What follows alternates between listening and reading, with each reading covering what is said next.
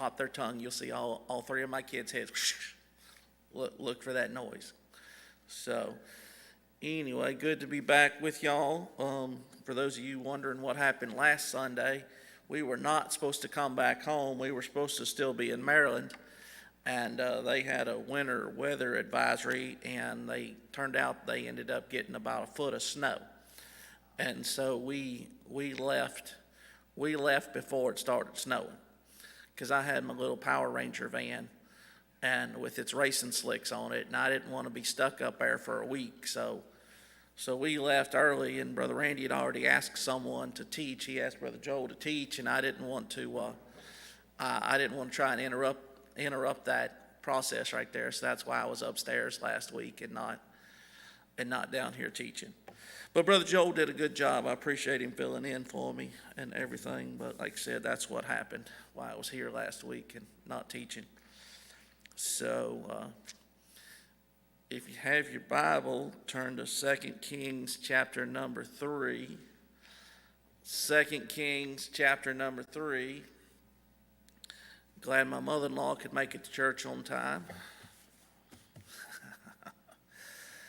So 2 Kings chapter number 3, this is where we were last time I was here, and we were talking about, obviously we were talking about Elisha, but the story of 2 Kings chapter number 3, the first part of the story is the king of Moab had rebelled against Israel. And so Jehoram, the new king of Israel, had decided that he was going to go fix the king of Moab, because it was unacceptable for him to have rebelled against him. So he decides he's not going to go alone. He goes with a coalition of Jehoshaphat, the king of Judah, and the king of Edom. And mostly what we talked about last week when we were speaking about it was how that Jehoshaphat, whenever he got invited to this fight, he said the exact same thing that he said to Ahab whenever Ahab got killed. He said it right there in verse number 7. He went up and sent to Jehoshaphat the king of Judah, saying, the king of Moab hath rebelled against me. Wilt thou go with me against Moab to battle? And he said, I will go up. I am as thou art, my people as thy people, and my horses as thy horses. And so that was the exact same thing he had said to Ahab years before, whenever actually in the battle that Ahab ended up getting killed in. And so we spoke about that last week, I'm going to say last week the whole time. Anyway, we spoke about that the last time we did this. And so if you look down to, let's start in verse number 9, and we'll just start reading right there, and then we'll get into the lesson. So the king of Israel went, and the king of Judah, and the king of Edom, and they fetched a compass of 7 days' journey, and there was no water for the host, for the cattle that followed them. And the king of Israel said, alas, that the Lord hath called these 3 kings together to deliver them into the hand of Moab. But Jehoshaphat said, is there not here a prophet of the Lord, that we may inquire of the Lord by him? And one of the king of Israel's servants answered and said, here is Elisha, the son of Shaphat, which poured water on the hands of Elijah. Then Jehoshaphat said, the word of the Lord is with him. So the king of Israel and Jehoshaphat and the king of Edom went down to him. And Elisha said unto the king of Israel, what have I to do with thee? Get thee to the prophets of thy father, and to the prophets of thy mother. And the king of Israel said unto him, nay, for the Lord hath called these 3 kings together to deliver them into the hand of Moab. And Elisha said, as the Lord of hosts liveth, before whom I stand, surely were it not that I regard the presence of Jehoshaphat the king of Judah, I would not look toward thee, nor see thee. But now bring me a minstrel. And it came to pass, when the minstrel played, that the hand of the Lord came upon him. And he said, thus saith the Lord, make this valley full of ditches. For thus saith the Lord, ye shall not see wind, neither shall ye see rain, yet that valley shall be filled with water, that ye may drink, both ye and your cattle and your beast. And this is but a light thing in the sight of the Lord. He will deliver the Moabites also into your hand. And ye shall smite every fenced city and every choice city, and shall fell every good tree, and stop all wells of water, and mar every good piece of land with stones. And it came to pass in the morning when the meat offering was offered that behold, there came water by the way of Edom, and the country was filled with water. Now I'm going to stop reading right there. I'm going to stop reading right there. And so you have in this passage again, Jehoram said, hey, I want to bring Moab back into where he's in subjection to me. Or I'm going to punish him for deciding to take away, in verse number 4, it says, Mesha, king of Moab, was a sheep master and rendered unto the king of Israel 100,000 lambs and 100,000 rams with the wool. So he used to give that to him, and then he took that away from him. And Jehoram said, hey, I'm not going to let this stand. And so he goes to Jehoshaphat, and the king of Edom says, hey, let's go after this guy. And so once Jehoshaphat says, yeah, I am as you are, my people is your people, my horses is your horses, then they decide, they set out a journey, Brother Parks, and they don't think about, hey, we're going to need water. And so it appears that they go on a journey for 7 days journey, and they get there and they're like, we got a problem. We got a problem. We don't have any water. There's nothing to drink here. There's nothing for the men to drink. There's nothing for our cattle to drink. And we're all going to die out here. We're not even going to make it to the point where we get to fight against Moab. We're going to be so weak from not having any water. We're going to die right here where we are.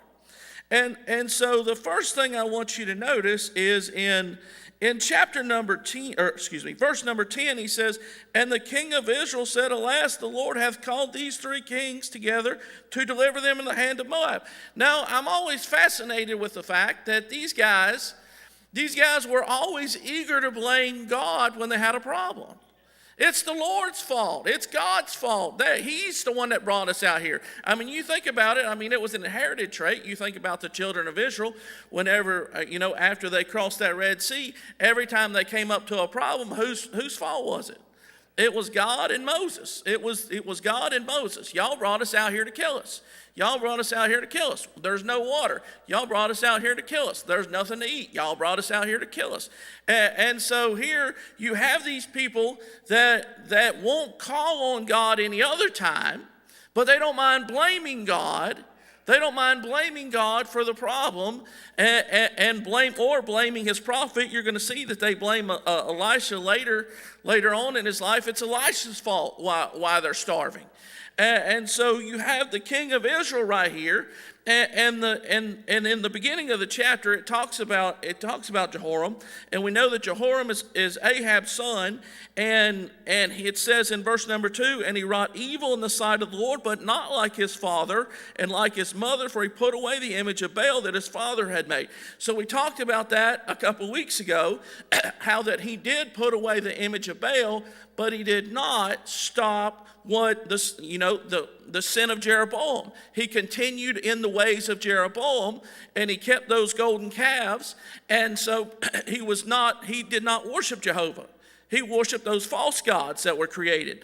And so it's funny how these guys, why do they never blame their God? Why didn't he say that golden calf brought me out here to kill me? But that's not what they ever say. It's always God's fault whenever they have this problem. And so he says, hey, he's brought us out here to deliver us into the hand of Moab. In verse number 11, it says, but Jehoshaphat said, is there not here a prophet of the Lord? He's like, hold on a second. Let's just calm down here. Let's think about this for a second. We need to find, is there a prophet here? Is there a prophet here? And these kings of Israel, they didn't like they didn't like Elijah. They did not like Elisha. Ahab told Elijah, are you the one that troubles Israel? And so they didn't like it. Whenever I think it was Micaiah, he's like, he never prophesies good about me. He never prophesies good about me. They didn't like these prophets of the Lord. They liked their prophets of Baal. They liked for these other prophets to come in and just say, yes, everything's going to be great. It's going to be wonderful. And so it was Jehoshaphat that said, hey, we need a prophet of the Lord. We don't need to just sit here and blame God. We don't just need to sit here and blame God while, God's brought us out here to kill us. Let's just find out from a prophet what's actually going on here. And again, we talked about it the other week, how, it might have been a good idea for Jehoshaphat, instead of jumping into these wars with Ahab and Jehoram, it might have been a good idea for him to seek out a prophet before he said, yes, my people is you and my horses is your horses. Yeah, we're going to go and fight. It would have been a good idea for Jehoshaphat, instead of jumping in the mess and saying, hey, I'm in a mess, what can we do about it? What's God got to say about it? How about asking God before you get in the mess? What do you think about it?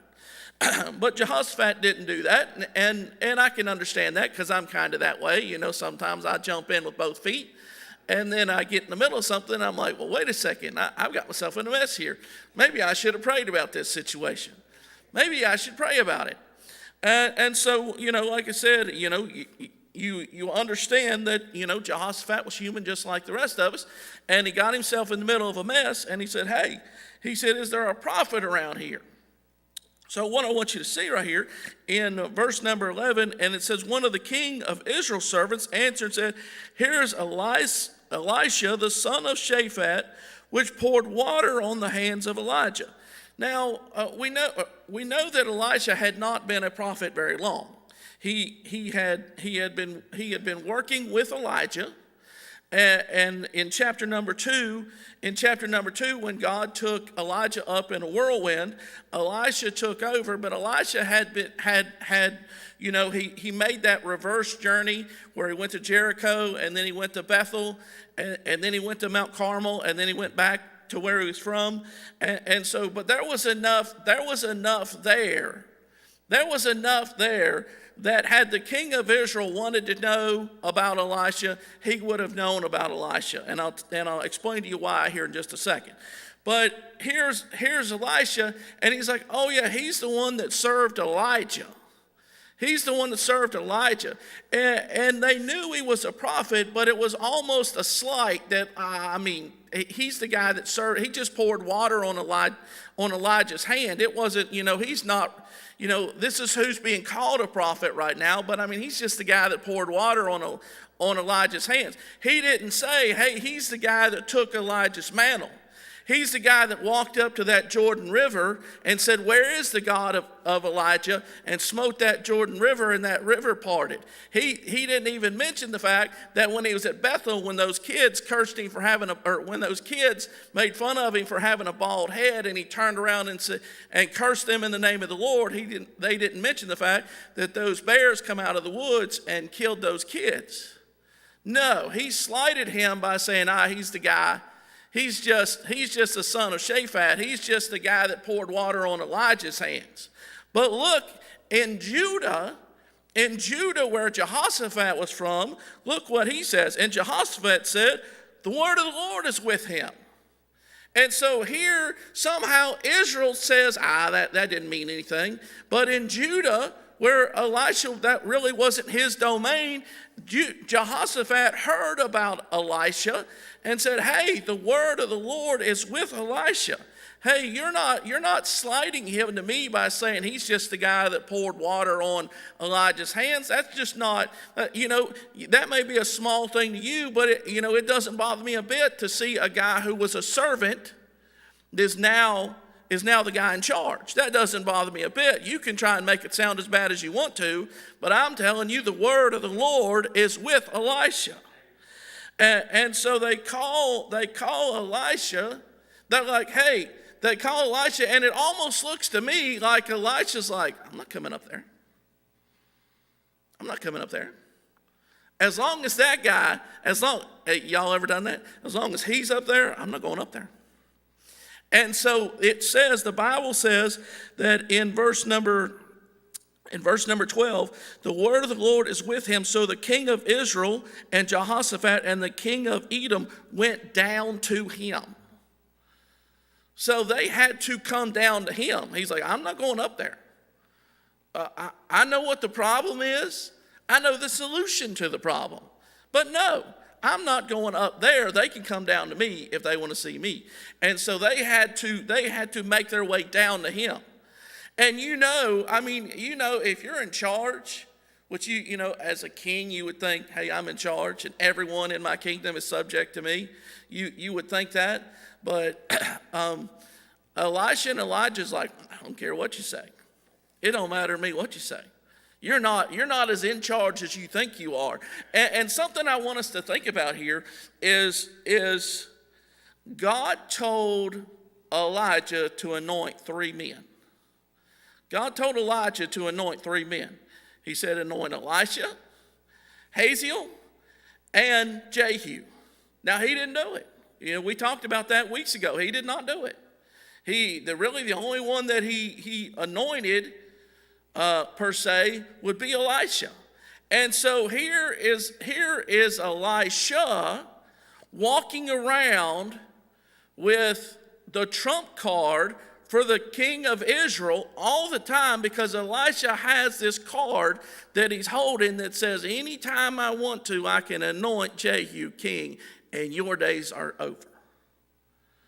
The king of Israel didn't understand that. But God already told Elijah to anoint him king. And we know that this King Jehoram actually reigned 12 years.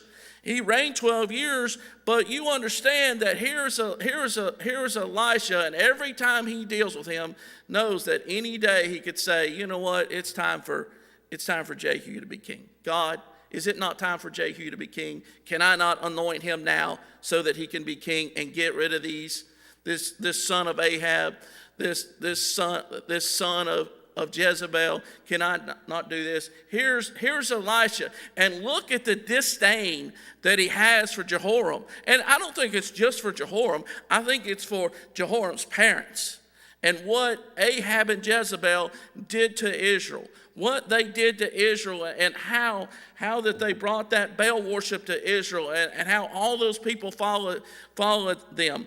And so it says in verse number 13, Elisha said unto the king of Israel, what have I to do with thee? I mean, there's no love lost right here. There was no bowing down. There was no bowing down to the king and saying, I'm your humble servant. So glad it's my honor and privilege. It's my honor and privilege to be in your presence. That's not what Elisha was. And that's not what Elisha did. I mean, whenever those kings come up to him, and here's Jehoshaphat, and here's Jehoram, and here's the king of Edom, and they're all standing there, and you would think that Elisha would be, as a child, you would think they'd be on their best behavior. You would think he would be on his best behavior. He's like, hey, look, I'm gonna have to just tone it down a little bit here. I'm just gonna have to, keep my emotions in check. I'm gonna have to rein in my emotions. And even though I'm so upset because of who the king of Israel is, and what happens to the children of Israel because of bad leadership. Because of bad leadership, a prophet can only do so much. But when the king is off chasing other gods, the children of Israel follow the king and not the prophet. And so he says, what have I to do with thee? Get thee to the prophets of thy father and the prophets of thy mother. So he's saying the same thing I said just a minute ago. He said, you blamed God, you blamed the Lord that he brought us out here to kill us. Why don't you run to the prophets of your father? Why don't you run to the prophets of your mother?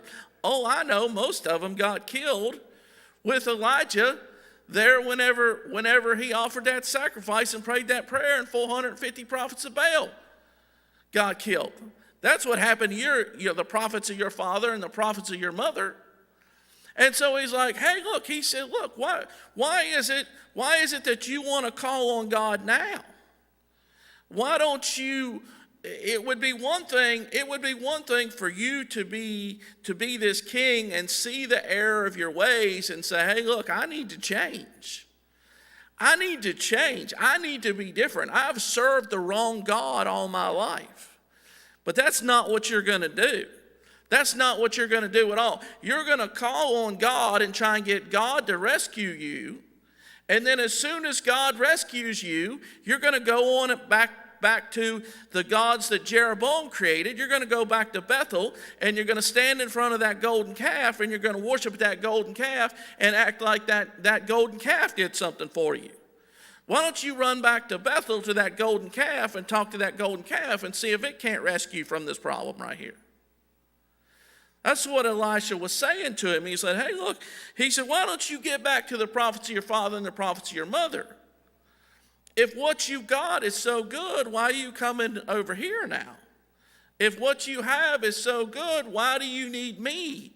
Why are you acting humble? Why are you acting humble while you got these other two guys standing here with you? Like, oh yeah, I'm going to be real serious right here. He's like, no, I don't even want to. He's going to say it here and say, and the king of Israel said unto him, nay, for the Lord hath called these three kings together to deliver them in the hand of Moab. Again, he blames God. He blames Jehovah. He blames Jehovah God like it's God. God brought us here to deliver us to the hand of Moab. And Elisha's point is, look, buddy, why do you keep blaming Jehovah? Why don't you ever blame your own God? Why is it my God's fault that you're about to be delivered to the hand of Moab? Why can't you look and say it's your own? Why can't you say it was Baal's fault? Which again, we know from verse 2 that he took away Baal. Why can't you say it's those golden calves' fault? Why can't you do that? Why has it got to be God's fault? Why has it got to be the Lord's fault?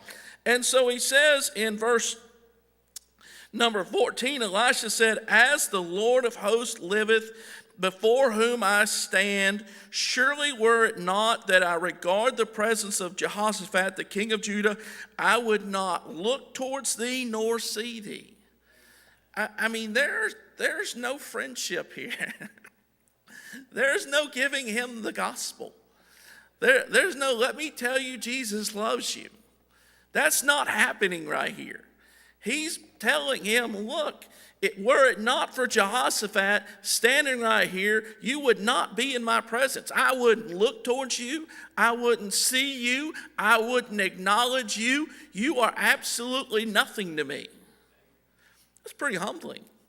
That'd be pretty humbling as a man to have to stand there and take that verbal dressing down that Elisha is giving, not to one of the sons of the prophets, not to Gehazi. We know what's going to happen to Gehazi whenever Naaman comes to be cured of his leprosy. Not to one of those people.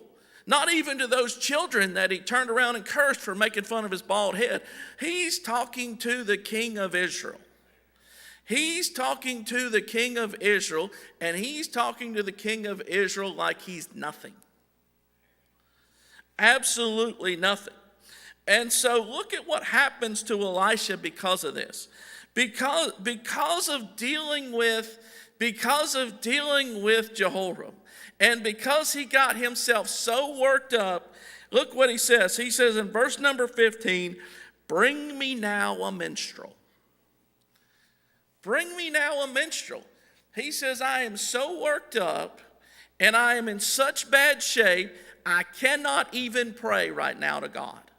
I can't even pray. You're going to have to bring me a minstrel, and they're going to have to play something, and I am going to have to get calmed down before I can even get myself in the presence of God. He says, bring me now a minstrel. And so, I know some churches don't like music. Some people don't like music, but music has a place. I don't see how you read the Psalms and say music does not have a place. There are times, and there are times also where you and I have to understand that we are not in the shape that we need to be in to go before the presence of God. There are some times we're so worked up that we have to acknowledge that we're so worked up, and that we have to get ourselves calmed down so that we can go to the presence of God. And so Elisha's like, look, he got himself so worked up because of Jehoram that he's like, bring me a minstrel. Bring me someone Let them play some music and just let me get calmed down. Just let me get calmed down. It wasn't that God was mad at him for what he done. It was just because he was so worked up in his spirit that he had to get his spirit calmed down. And so he's like, hey, you bring me a minstrel. Bring me someone. Let me listen to some music. And I'm not talking, we understand when I say that music's good. I'm not talking about the world's music. I'm not talking about the world. I'm not talking about, hey, play me a country song. I'm not playing about rock and roll music. I'm talking about good gospel music, something from someone who has and most Southern gospel doesn't have, the people don't have the touch of God on their lives, but sometimes the song does. And so you understand, sometimes it's just a couple notes on the piano, just ding, ding, ding. And you can change the mood of a service. You ever seen a church service that gets off the rails? Y'all, I know y'all have, but you get a church service, and every once in a while someone testifies, and the testimony just gets the service off the rails. It was where God wanted it to be, and someone testifies, and the service is now, the people's minds aren't where they need to be. It's just off the rail. And sometimes all it takes is just a song. Just someone plays a few notes on the piano, someone sings a song, and it brings that service from being off the rails back up on the rails and back the way it needs to go. Music has a place. Music has a place. It shouldn't have the preeminence. It should never have the preeminence, but it has a place. And so even in Elisha's life, who, again, when you read the story of Elisha, you're like, what in the world? Where did this come from? Bring me a minstrel. Bring me a minstrel. To me, it came out of the blue. It come out of the blue. It's like, where did that come from?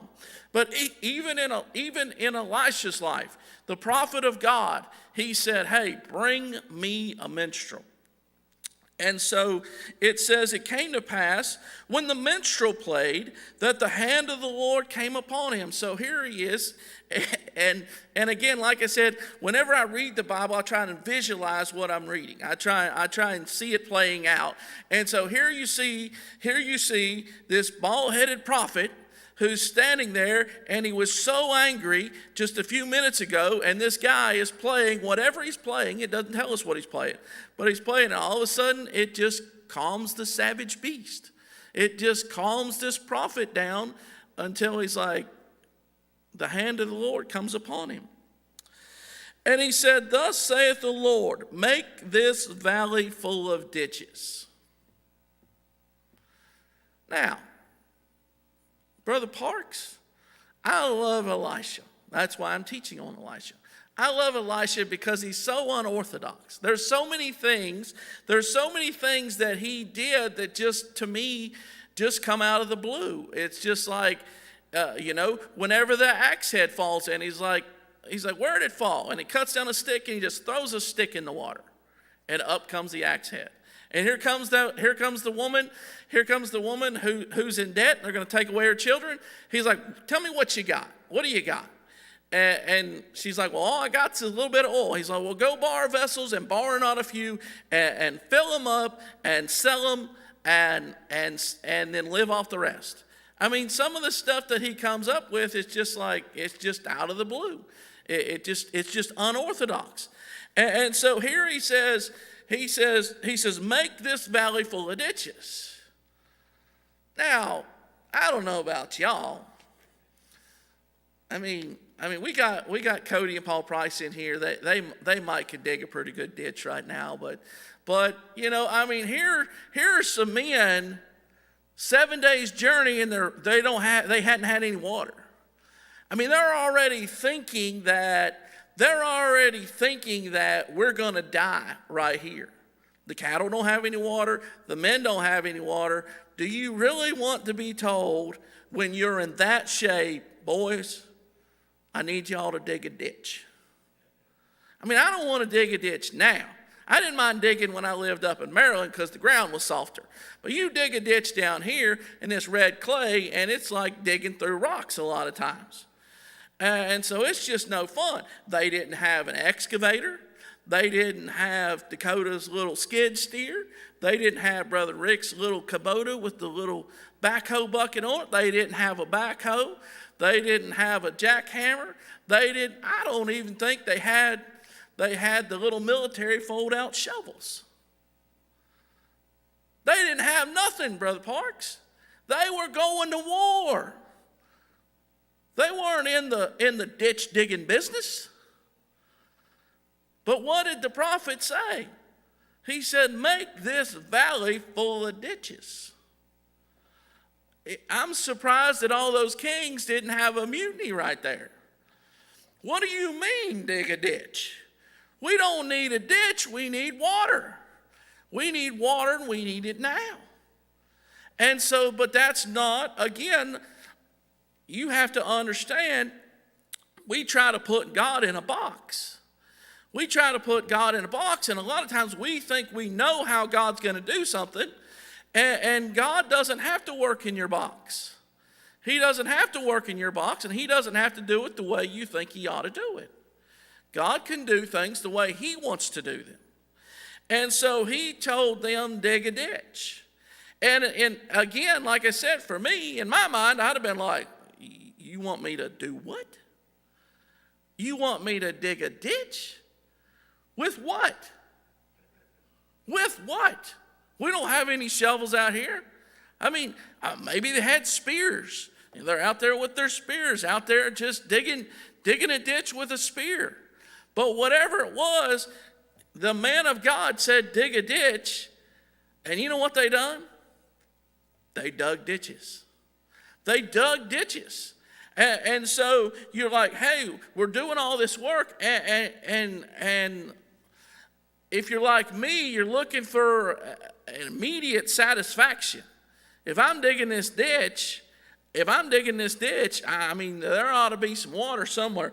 But he said, for thus saith the Lord, ye shall not see wind, neither shall ye see rain, yet the valley shall be filled with water, that ye may drink, both ye and your cattle and your beasts. And this is but a light thing in the sight of the Lord. He will deliver the Moabites also into your hand. And ye shall smite every fenced city and every choice city, and shall fell every good tree, and stop all wells of water, and mar every good piece of land with stones. And it came to pass, as soon as they dug a ditch? No. It came to pass in the morning, when the meat offering was offered. So here you have him tell them, hey, you guys need to dig this ditch. You need to dig ditches. Make this valley full of ditches. Make this valley full of ditches. So all these men, the army of Judah, the army of Israel, and the army of Edom are all out there, and now they are trusting what one man said. One man says, dig a ditch. And so what do? They dig a ditch. They dig ditches, and no water comes. And so I don't know how long they dug. I don't know how far they dug. I don't know how long the ditches were that they dug. But no water came. And so they had to go all night. And then the next morning when the meat offering came, when it was time for the meat offering, that's when God answered their prayer. You ever prayed something and you felt like God said, yes, I'm going to do it? And you wait, and you wait, and you wait, and you wait, and you wait, and you're like, I don't know if he's going to do it or not. Now, I don't think Elisha had that problem. Elisha knew what was going to happen. But here's all these men that again, 7 days journey and no water. They've done everything their leaders told them to do. 7 days journey, no water, now dig a ditch. What? I mean, dig a well? Like there's water right here under our feet, we just need to dig a hole? No, dig a ditch. And so they dig, and then they go to bed, whatever time they go to bed that night, and they go to bed dry. The cattle, I mean, you know how cattle are. My neighbor's got few cows, and his cows were disturbing the peace this morning. And so sometimes, I don't know what's wrong with his cows, but sometimes they disturb the peace for hours and hours and hours and hours and hours. And so I'm like, his cows are disturbing the peace today. I woke up and all I heard was his cows disturbing the peace. And you can imagine these cows that haven't had any water. When those soldiers went to sleep that night, they went to sleep to the sound of those cows bawling for water. Those cows disturbing the peace. And there was no way they could have got a good rest with those cows wanting water and not having any water. But when they woke up in the morning, again, they offered the meat offering. So it wasn't just, okay, where's the water? Hey, we're going to do what we're supposed to do. And so sometimes, like I said, you feel like God said yes, or God told you, I'm going to do this. But God expects you to continue to do the things that he, number one, told you to do, and number two, the things that you know you're supposed to do until you get your answer. Again, like I said, I mean, we live in a microwave generation. We live in a generation that if you want food, you microwave it. If you want something cooked in a crock pot, you don't cook it in a crock pot anymore. You cook it in an Instapot. You put that thing in an Instapot, and what took hours in a crock pot cooks in about 10 minutes in an Instapot. I mean, everything we do has to be done fast. I think I read where a Tesla car is coming out. It's going to be 250 mile an hour car. What do you need 250 mile an hour? Can someone tell me the road where you're allowed to do 250 mile an hour? You know what I mean? What do you need 250 mile an hour car for? But they're advertising a car that'll do 250 mile an hour. And so, we live in a generation. We live in the generation that wants it now. It's mine. It's my right. I should have it. I should have free health care. I should have free this and free that, free this and free that. But I shouldn't just have it. I should have it now. I should have it now. I mean, you got kids, they go to college, and they come out of college, and they show up on the job site, and they think they ought to be the president of the company. I'm supposed to be the CEO. Well, why are you supposed to be CEO? Well, because I went to college. Well, I mean, what do you know? Well, I know I went to college. Well, that doesn't mean you know anything. You just went to college. But you can see it in their attitude when they come into work, and you're like, oh, this guy's not going to cut it. This guy's not going to make it because he's got this attitude that he shouldn't be down here. He needs to be up there. And if you don't give him that job up there, he's not going to do. We had a guy come to work with us, and he came to work as a technician like I was. And the boss told him, he said, hey, I don't have anything for you to do. I need you to clean just sweep the back floor back there. And he told him, he said, I don't do grunt work. He said, excuse me? He said, yeah, I don't do grunt work. Okay. Well, guess what? You also don't work for us anymore because I'm the boss, and if I tell you to sweep the floor, you get paid $30 an hour whether you're out there working on an air compressor or whether you're standing here sweeping the floor. And you're not going to sit on a air compressor back there and play on your phone and get paid. If I tell you to sweep the floor, you're going to sweep the floor, whether you think you're too good to do grunt work or not. And so we live in this generation that says, hey, I want it and I want it now. God, if you're going to answer my prayer, you're going to answer my prayer now.